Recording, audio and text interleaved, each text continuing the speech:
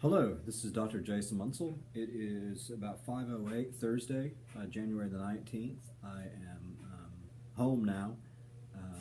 I slipped into something more comfortable. I feel like Mr. Robinson.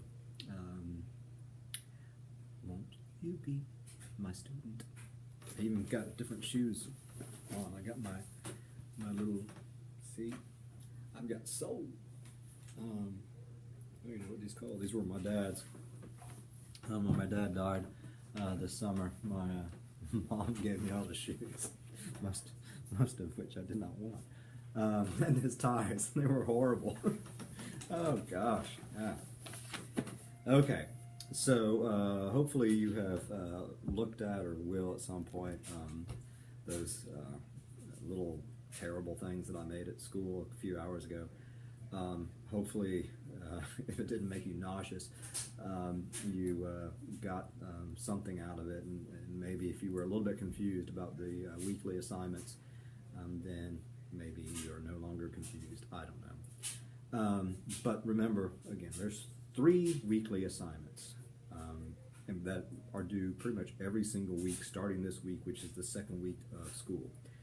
That is a tweet a week using the hashtag CCCMC17.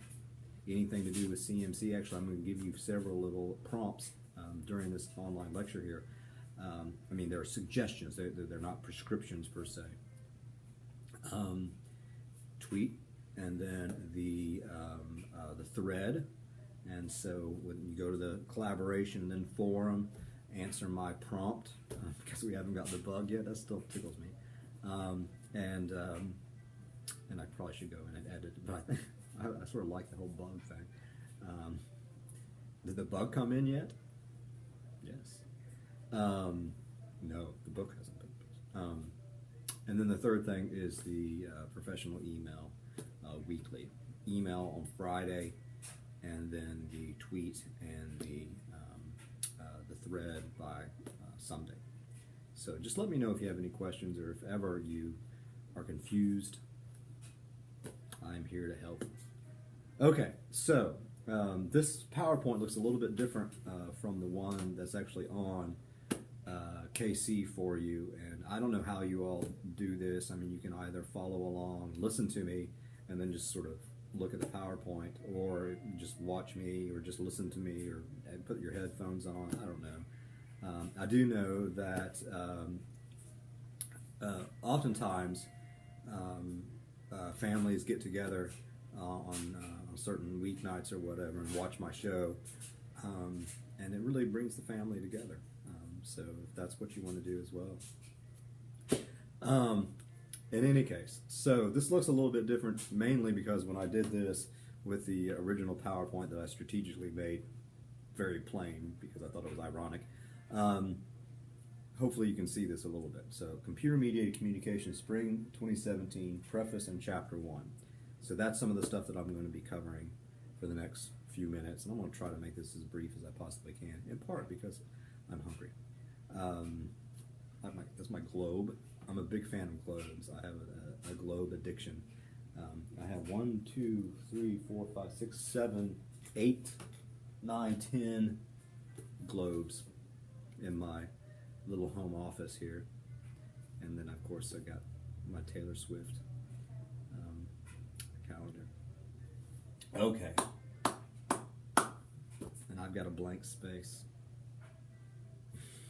right there. Okay, so first, I'm going to offer you some very sort of heady stuff, and this stuff is sort of complicated, so bear with me.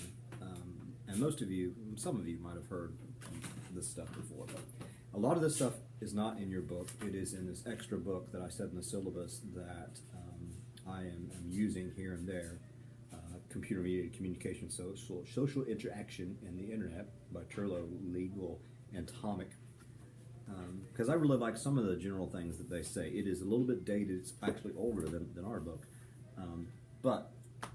So, next slide. More cool stuff that might be a repeat of a repeat of a repeat.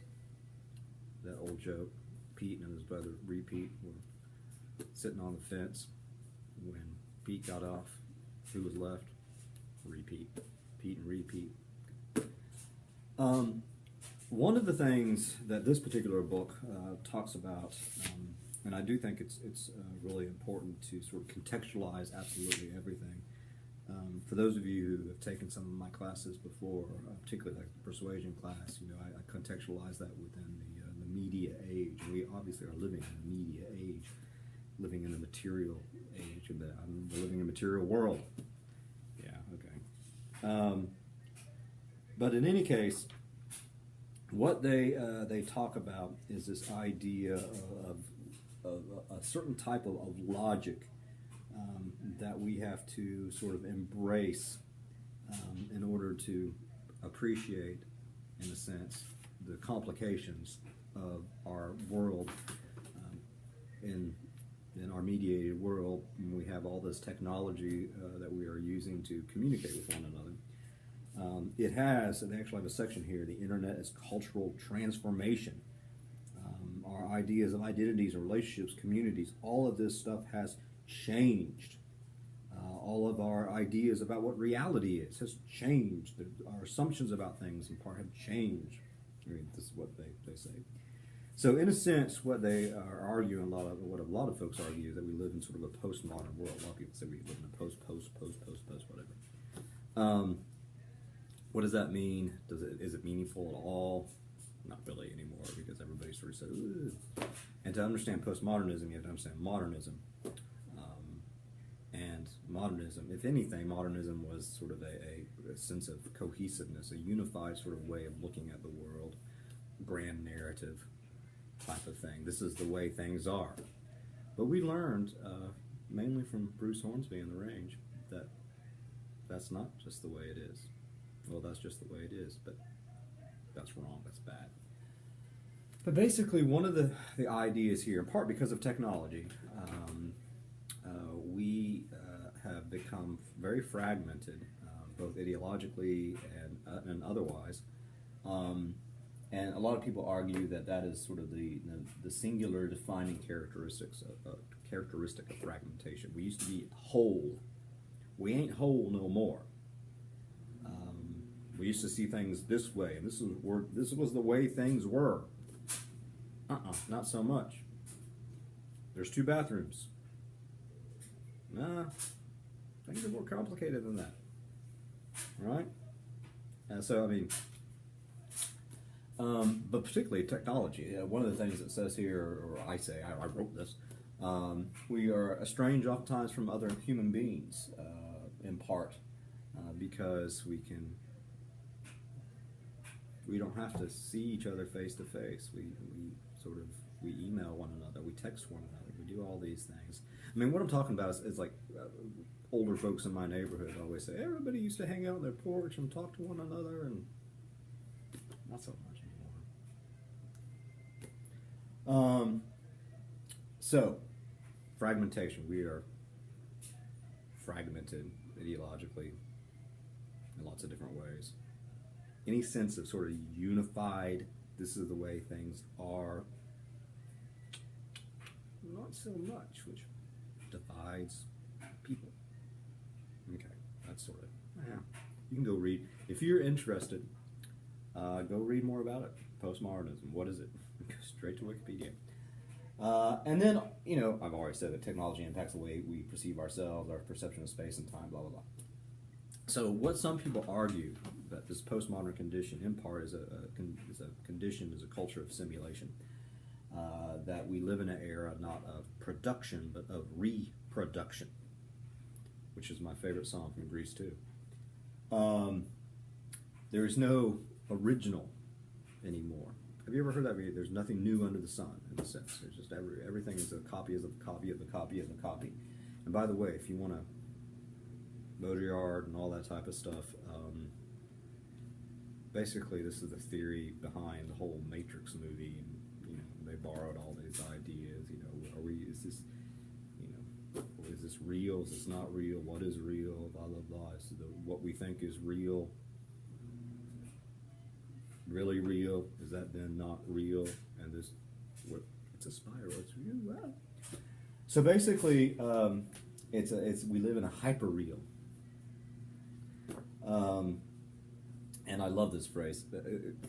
Postmodern type folks always like to say "always already," where everything's always already simulated from models or whatever that really bear no resemblance to what the original, if there was an original, was. Always, wrap your head around that. Always already. It was always something that was already. So, what the hell? Or, as we say in CMC, WTF. But basically, here's the idea. So, any sort of mass media is never sort of a mirror of so-called reality out there. It is a representation, a reproduction